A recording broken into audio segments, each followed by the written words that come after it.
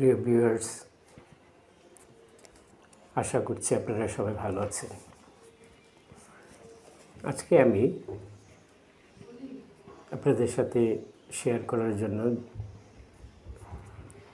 যে বিষয়টি নিয়ে কথা বলতে চাই তা হলো আমরা কিভাবে সহজেই আমরা আমাদের রাগকে নিয়ন্ত্রণ করতে পারি। এ বিষয়ে মনোবিজ্ঞানীরা কিছু কথা বলেছেন।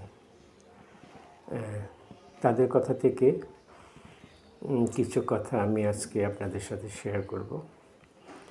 আমাদের মধ্যে যাদের রাগ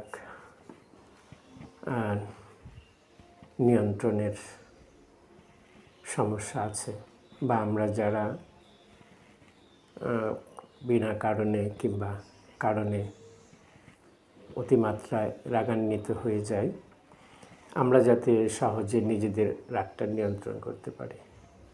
কারণ রাগ মানুষের শরীরের উপর নেতিবাচক প্রভাব ফেলে এবং আমাদের দেহের সবচেয়ে গুরুত্বপূর্ণ অঙ্গ, আমাদের হার্ট, আমাদের হৃদযন্ত্র, একে ভীষণভাবে ক্ষতিগ্রস্ত করে। তাই আমাদের রাগকে নিয়ন্ত্রণ করা জরুরি, এবং রাগকে নিয়ন্ত্রণ করার জন্য যে কাজগুলো আমাদের করা দরকার সেই কাজগুলো সম্পর্কে অবশ্যই আমরা সচেতন থাকব এবং আমরা চেষ্টা করব নিজেদের রাগ নিয়ন্ত্রণ করার জন্য। তাই চলুন ভিউয়ার্স, আমিও একটু আপনাদের সাথে শেয়ার করি মনোবিজ্ঞানীরা রাগ নিয়ন্ত্রণের জন্য তারা কি বলেছেন। আর সে বিষয়ে আলোচনা করতে যেয়ে আমি এভাবেই শুরু করতে চাই। How can we manage anger? এই অ্যাঙ্গার ম্যানেজমেন্টের সম্পর্কে বলতে যেয়ে তারা প্রথমে যা বলেছেন, হিস্ট্রি কুইকনেস টু অ্যাঙ্গার, মানে আমরা খুব দ্রুত যদি অ্যাঙ্গারের ইতিহাস আমরা বলি তাহলে আমরা বলতে পারি, is the element of A-type behavior that has been linked most closely to cardiovascular risks. অর্থাৎ J.E. ব্রডি 1996 উনি যে কথাটা বলেছেন তা হলো A-type বিহেভিয়ারের যে এলিমেন্ট বা যে উপাদানটি আমরা লক্ষ্য করি তা হলো তা খুব গভীরভাবে বা নিবিড়ভাবে কার্ডিওভাস্কুলার রিস্কের সাথে জড়িত এই টাইপ বিহেভিয়ার। আর এই টাইপ বিহেভিয়ারগুলো হলো, আমরা যদি বলি তা হলো কম্পিটিটিভনেস বা being competitive, impatient and hostile. People with A type behavioural pattern, যে সমস্ত ব্যক্তির মধ্যে এই টাইপ বিহেভিয়ারগুলো লক্ষ্য করা যায়, টেন্ড টু হ্যাভ শর্ট ফিউজেস। অর্থাৎ তাদের মধ্যে যে প্রবণতাটা লক্ষ্য করা যায়, তারা খুব অল্প সময়ে অতিমাত্রায় উত্তেজিত হয়ে যায় বা ভীষণভাবে ক্ষেপে যায়। and are prone to get angry easily, এবং খুব সহজেই তারা উত্তেজিত হয়ে যায় বা রাগান্বিত হয়ে যায়।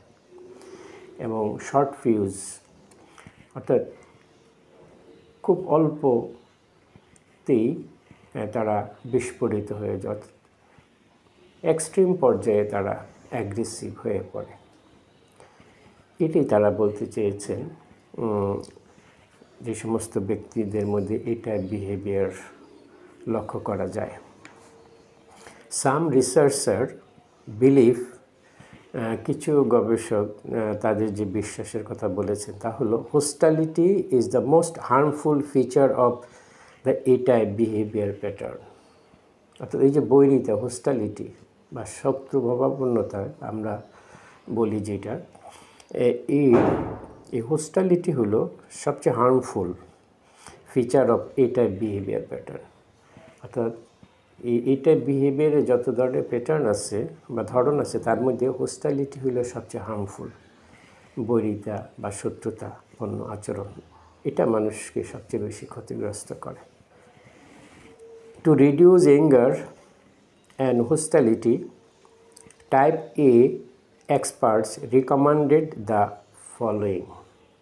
অর্থাৎ এই অ্যাঙ্গারকে রিডিউস করানোর জন্য এবং এই হোস্টালিটি আমরা কিভাবে রিডিউস করতে পারি, কমাতে পারি, সে ব্যাপারে যারা এই টাইপ এক্সপার্ট আছেন, যারা এই টাইপ পার্সোনালিটি বা এই টাইপ বিহেভিয়ার নিয়ে যারা কাজ করে, যে সমস্ত বিশেষজ্ঞ, তারা যা রিকমেন্ড করেছেন বা যা বলতে চেয়েছেন তা হলো, tell your family that you love them.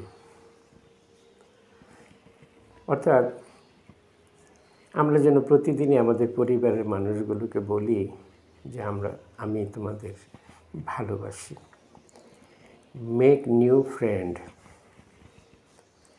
Late friends know that you are valuable to help them. অর্থাৎ বন্ধু বান্ধবদের সহযোগিতা করার জন্য যে আপনি আগ্রহী এবং আপনি এই জায়গাটায় মনোযোগী, সেই বিষয়টা বন্ধু বান্ধবকে জানতে দেন বা তাদেরকে বলেন। Get a pet and care for it. অর্থাৎ পোষা পাখি, পশু বা পোষা কোনো জীবজন্তু আপনি পালতে পারেন এবং সেটার যত্ন নিতে পারেন। Don't get involved in discussions that you know lead to pointless arguments. অর্থাৎ যে সমস্ত বিষয়গুলোতে তর্ক করলে তার কোনো যথার্থতা নেই বা তাৎপর্যপূর্ণতা নেই, সেই সমস্ত ডিসকাশন, আলোচনায় কিংবা তর্কে না জড়ানোই ভালো, এ কথাটাই বলতে চেয়েছেন। When others do things that disappoint you. অর্থাৎ কোনো ব্যক্তি যদি এমন কোনো আচরণ করে যে আচরণের প্রেক্ষিতে আপনি মর্মাহত হন, সেক্ষেত্রে এই টাইপ এক্সপার্ট যারা আছেন তারা বলতে চেয়েছেন, কনসিডার, এই জায়গাটা যেন আমরা বিবেচনা করি, সিচুয়েশনাল ফ্যাক্টরস, পরিস্থিতিতে কী কী উপাদান, কোন পরিস্থিতিতে কেন ব্যক্তি এরকম আচরণ করেছেন, এবং সাসেস এডুকেশন অ্যান্ড কালচারাল ব্যাকগ্রাউন্ড। অর্থাৎ ওই ব্যক্তির শিক্ষা এবং তার কালচারাল ব্যাকগ্রাউন্ড, এগুলো আমাদের একটু বিবেচনা করতে হবে। দ্যাট এফেক্ট দেয়ার বিহেভিয়ার, যেটা তাদের আচরণকে প্রভাবিত করে।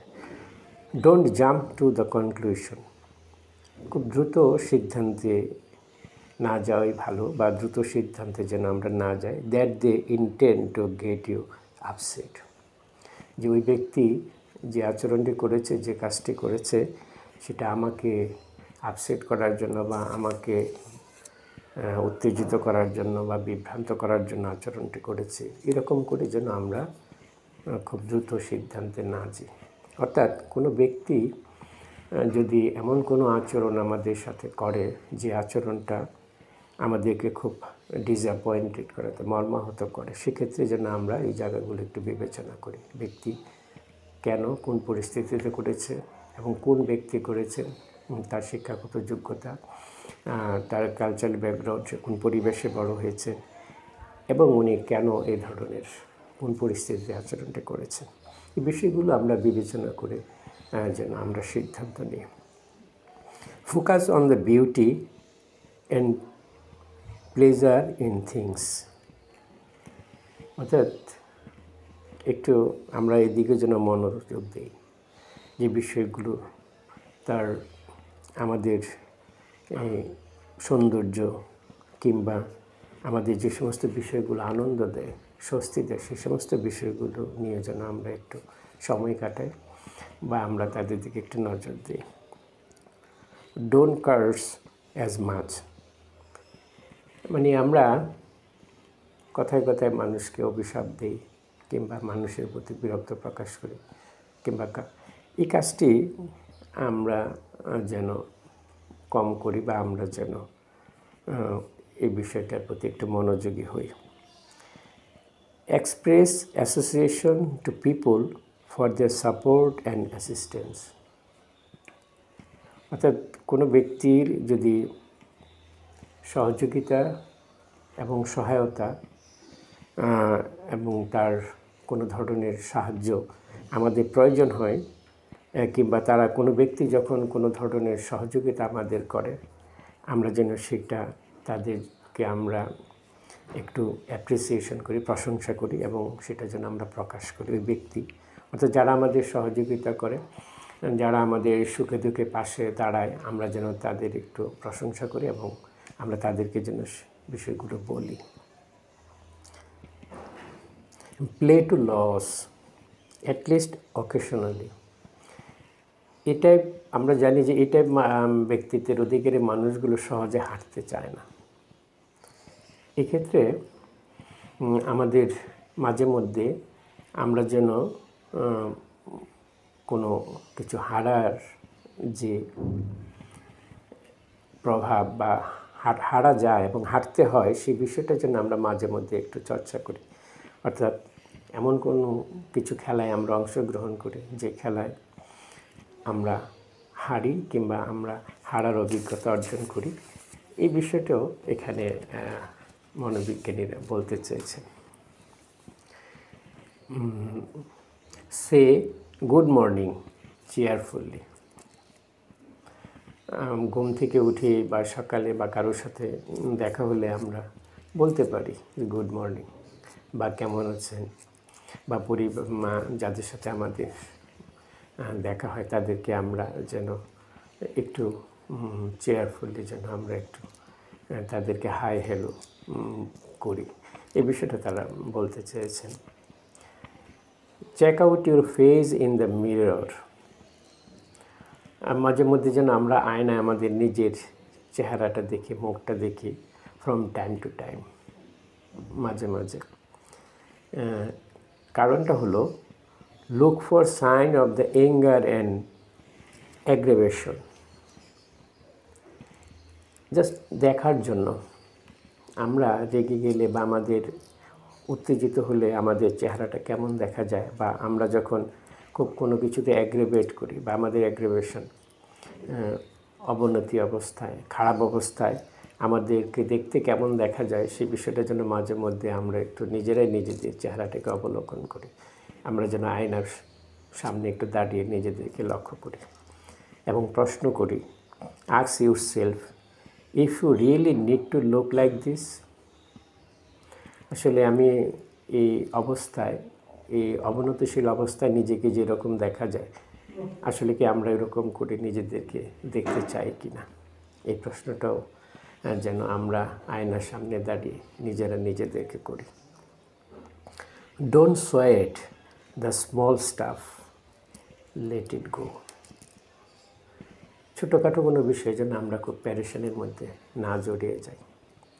অর্থাৎ যে বিষয়টি যাওয়ার সেটাকে যেতে দিন, আমরা যেন সব বিষয়ে প্যারেশানি না হই। বিশেষ করে ছোট কোনো ঘটনাকে কেন্দ্র করে যেন আমরা নিজেদেরকে অতিমাত্রায় যেন আমরা নিজেদেরকে অস্থির বা আমরা যেন একদম নিজেদেরকে প্যারেশানের মধ্যে ফেলে না দিই, এই কথাটা তারা বলতে চেয়েছে। Avoid grudge and let bygones be bygones, অর্থাৎ আমরা যারা বিশেষ করে যারা এই টাইপ পার্সোনালিটির মানুষ, তারা সহজে কোনো কিছু হাতছাড়া করতে চায় না। অর্থাৎ কাউকে কোনো সহজে কোনো জিনিস যেমন নিতে চায় না এবং দিতেও চায় না। এই জন্য বলেছে যদি কোনো কিছু যাওয়ার থাকে তাকে যেতে দিন। অর্থাৎ আমাদের যেন আমরা এরকম পরিস্থিতিতে যেন আমরা এই কথাগুলো মনে রাখি যে আমাদের এরকম করে কোনো জিনিস গ্রহণ করার চেয়ে আমাদের শারীরিক সুস্থতা আমাদের অনেক প্রয়োজন। তাছাড়া অ্যাঙ্গার কোনো ভালো বিষয় নয়। অর্থাৎ আমরা যারা একটু অ্যাঙ্গার সমস্যায় ভুগি তাদেরকে অনেকে অনেকভাবে মন্তব্য বলার চেষ্টা করে। সুতরাং সেক্ষেত্রে আমরা যেন এই অ্যাঙ্গারের বিষয়ে বা উত্তেজনা বা রাগ, এই রাগ বিষয়টির প্রতি আমরা খেয়াল করি এবং রাগ নিয়ন্ত্রণ এবং রাগকে যেন আমরা প্রশমিত করতে পারি। নিজের জন্য যেরকম প্রয়োজন, পারিপার্শ্বিকতার জন্য এবং যে কোনো পরিবেশে আমরা নিজেদেরকে তুলে ধরার জন্য রাগ বিষয়টি যেন আমাদেরকে কখনো আমাদেরকে অন্যরা তাদের মতো করে ভাবতে না পারে, সেই বিষয়টায় আমরা খেয়াল করব, মনোযোগী হব। কারণ এই বিষয়গুলো আমরা খুব সহজেই নিয়ন্ত্রণ করতে পারি যদি আমরা মনে করি যে বিষয়গুলো নিয়ন্ত্রণ করা দরকার। তো রাগ নিয়ন্ত্রণ করা দরকার। কারণ রাগ নিয়ন্ত্রণ করা এই কারণে প্রয়োজন, যেহেতু এটা শরীরের জন্য ভালো নয়, শরীরকে ক্ষতি করে, আমাদের সম্পর্কের জায়গাগুলো নষ্ট করে এবং আমাদের নিজেদেরকে ভুলভাবে ভাবার জায়গাটা অনেকটা প্রসারিত হয়। সুতরাং সেই বিবেচনা থেকে আমরা যেন রাগ নিয়ন্ত্রণ করি। তাছাড়া আমরা যারা বাবা মা আছি, আমরা সমাজে যারা বয়োজ্যেষ্ঠ ব্যক্তিত্ব, আমাদের সমাজের যারা বড় মানের ব্যক্তিত্ব, আমরা আমাদের শিশু কিশোররা যাদেরকে মডেল হিসাবে যাদেরকে অনুকরণ করে, তাদের আচরণ তারা সেভাবে তারা ধারণ করে এবং নিজেদেরকে সেরকম করে গড়ার জন্য তারা চেষ্টা করে এবং নিজেদেরকে সেভাবে প্রস্তুত করে। তাই সমাজের সবচেয়ে গুরুত্বপূর্ণ ব্যক্তিত্ব যারা আছেন, যারা আমাদের সামনে নিজেদেরকে উপস্থাপন করেন সমাজের দায়িত্বশীল অবস্থান থেকে, তারা যেন তাদের মধ্যে যদি কারো এই ধরনের কোনো সমস্যা থাকে, তারা যেন সেই বিষয়গুলো নিয়ন্ত্রণ করেন। কারণ এই বিষয়গুলো তাদেরকে যারা অনুকরণ করেন, অনুশীলন করেন, বা তাদেরকে যারা প্রিয় ব্যক্তিত্ব হিসেবে ধারণ করেন, বিশেষ করে শিশু কিশোররা কিংবা তার যারা অনুসারী, ওই সমস্ত ব্যক্তিদেরকে তারা যারা লক্ষ্য করেন কিংবা তাদের মতো হওয়ার চেষ্টা করেন, তারা যেন এই অ্যাঙ্গার বিষয়টি যেন ওই সমস্ত ব্যক্তিদের মধ্যে নিয়ন্ত্রিত অবস্থায় তারা পায় এবং আমরা যেন নিজেদের সেই রাগ নিয়ন্ত্রণের জায়গাটায় যেন আমরা সচেতন থাকি এবং আমরা যেন সহজে নিজেদের উত্তেজনা, রাগ প্রকাশ না করি। এই বিষয়টির প্রতি আমরা মনোযোগ থাকব। আমরা বড়রা যত বেশি রাগ নিয়ন্ত্রণ করতে পারবো, আমাদেরকে দেখে যারা বড় হচ্ছে তারা তত বেশি নিয়ন্ত্রিত অবস্থায় বড় হবে, নিজেদের আত্মনিয়ন্ত্রণের জায়গাটা তারা খুঁজে পাবে। তাই আমার বিশ্বাস, আমার এই ক্ষুদ্র আলোচনায় যারা শুনছেন এবং যারা এই সমস্যায় ভুগছেন, তারা বিষয়গুলোর প্রতি মনোযোগী হবে এবং অন্যরা যারা এই রাগ নিয়ন্ত্রণ করতে অক্ষম, তারা যেন এই রাগ নিয়ন্ত্রণের বিষয়ে সচেতন হয়, বিশেষ করে নিজের দেহের জন্য এবং সার্বিকভাবে নিজেকে উপস্থাপনের ক্ষেত্রে আমরা যেন রাগ বিষয়টির প্রতি মনোযোগী হই, এই প্রত্যাশা করলাম। তাছাড়া আমরা তো প্রতিদিনই বলার চেষ্টা করি, জানার চেষ্টা করি যে আমরা কিভাবে ভালো থাকতে পারি, সুস্থ থাকতে পারি। সুতরাং সুস্থ দেহ এবং মন। রাগ কিন্তু আমাদের মানসিক এক ধরনের ডিস্ট্রেস কন্ডিশনকে করে। কোনো কারণে ব্যক্তি যদি কোনো ধরনের চাপের মধ্যে দিয়ে যায়, অর্থাৎ কোনো কারণে ব্যক্তি যদি নিজেকে অনিয়ন্ত্রিত অবস্থার মধ্যে দিয়ে ব্যক্তি পরিচালিত হয়, অর্থাৎ ব্যক্তি কোনো কারণে যদি মানসিকভাবে সংকটের মধ্যে দিয়ে যায়, তার কিন্তু একটি প্রাথমিক লক্ষণ হলো রাগ, এঙ্গার, উত্তেজনা। তাই আমরা যদি কারো মধ্যে এই ধরনের এঙ্গার লক্ষ্য করি, তাহলে আমরা সে ব্যক্তির প্রতি মনোযোগী হব। নিজে যেরকম মনোযোগী হব, অন্য কারো মধ্যে যদি লক্ষ্য করি, আমরা তাদেরকে সে বিষয়টি সম্পর্কে মনোযোগী করে গড়ে তুলব। কীভাবে রাগকে নিয়ন্ত্রণ করা যায়। রাগ নিয়ন্ত্রণ আমরা যত করতে পারবো, তত বেশি আমরা দেহ এবং মনকে আমরা সুস্থভাবে পরিচালিত করতে পারব।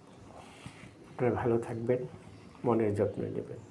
মানসিক স্বাস্থ্য সম্পর্কে আমরা সচেতন হব, তাহলে মানসিক সংকটের অনেকটাই অবসান হবে। আবার দেখা হবে অন্য দিন, অন্য কোনো প্রসঙ্গ নিয়ে।